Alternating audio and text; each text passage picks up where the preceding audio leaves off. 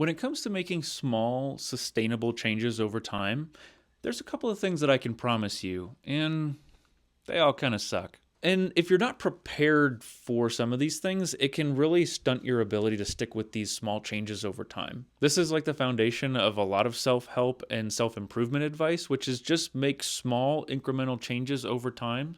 I mean, it's most clear in Atomic Habits, where basically the 10-second summary of the book is that if you make small changes every single day, those will add up to be big changes over time. And so that's kind of the sustainable approach that we can take. But there's a couple of things that I've noticed that don't really get talked about as part of the experience, and they kind of suck. And if you're not prepared for some of these things, it can really stunt your ability to stick with these small changes over time. The biggest promise of making small changes over time is that no one's going to care. That's the whole thing. No one cares. No one cares that you've made a small improvement. No one's going to care that you started journaling. No one's going to care that you started exercising. No one's going to care that you started reading more books. No one's going to care that you cut down your screen time by 30 minutes a day. Sure, people might congratulate you and be like, oh, that's nice. But ultimately, they don't really care because they probably don't even notice.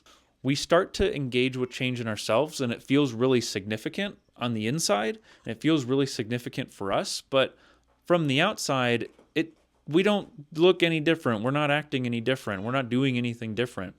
And that in itself can be discouraging from continuing on because the disconnect between how it feels to start making change and the feedback, or rather the lack of feedback that you get by making those changes from the outside world, it doesn't add up. So you have to be okay with knowing that you're doing this for you and your own internal experience. And externally, no one cares. They just don't. Don't try to trick yourself. The next promise that I continue to experience, no matter how far into any change I get, is that I want to give up. You'll want to give up. You'll want to just throw in the towel, partially because of the first reason that no one else cares but you. And that's really a difficult place to be, because when no one cares but you, it's up to you whether or not you keep going. Because people also don't care if you quit. So what's the loss in quitting is kind of the way that your brain starts to rationalize this. And whether it be exercise, whether it be reading, whether it be just any level of self-improvement, you're going to want to give up on that daily thing. Even just 2 weeks into doing the 75 Hard YouTube challenge, I wanted to give up every day. But I'm going to keep going because despite the fact that no one cares right now, these videos aren't getting any views, I'm doing it for me. And I know that if I quit, I will have just given up on myself. It doesn't have anything to do with the videos necessarily, but I said that I could do this. I know that I can do this. And even though I want to quit, I'm going to keep going. But no one's really upfront about the fact that when you start something, no matter how good it is for you, you're going to want to give up, and you're going to start trying to convince yourself that you should give up. And what you do in those moments define whether or not you keep going. Honestly, it defines how your experience is moving forward. If you can learn to overcome that resistance and yourself trying to convince you to stop, then you can pretty much accomplish anything.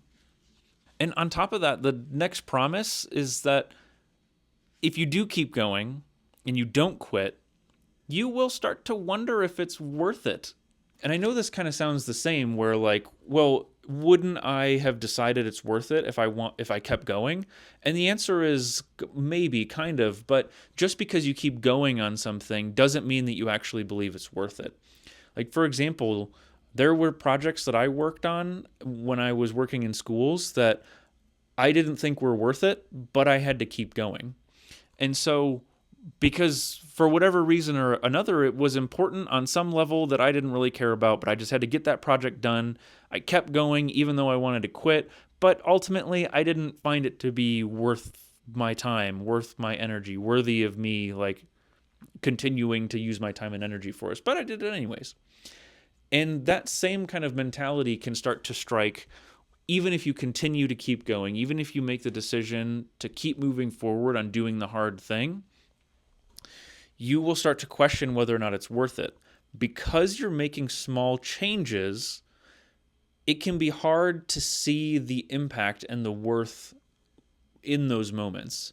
Because what happens is if you're making these small little tiny changes, they don't add up to much. It's like, I know this probably isn't much of a thing anymore, but like I still collect change in a piggy bank kind of thing. And so whenever I have change in my pocket, I will throw it in there. And in the short term, it's not a lot. It only adds up to maybe every couple of times that I throw change in there, maybe I get close to $1. And so it's like, yeah, okay, it took you 5 days to save $1, and spread that over how many days I actually had change. It can seem not worth it. But when I do this, I do it for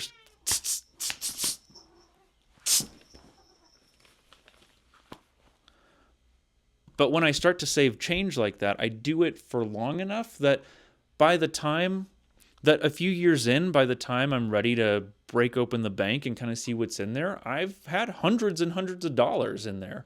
I think when we bought our house, I emptied my bank and I had I think I had like $900 in there just from throwing my random change and loose bills in there. I don't even know for how long, but at the end of that, it was totally worth it.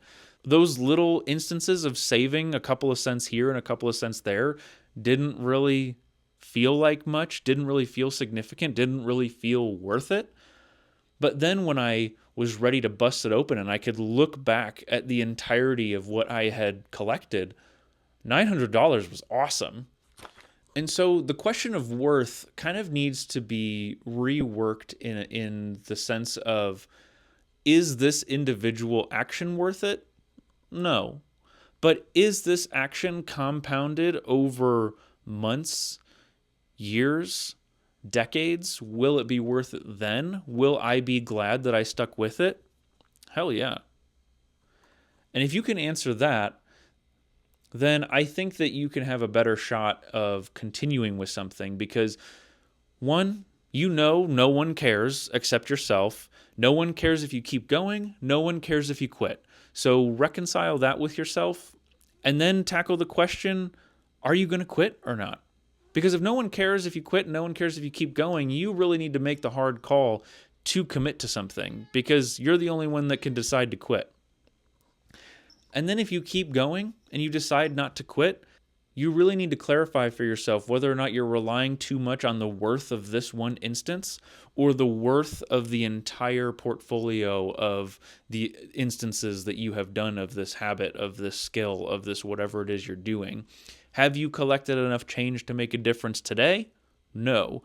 But in 5 years from now, will you have collected enough change to make a difference? Absolutely.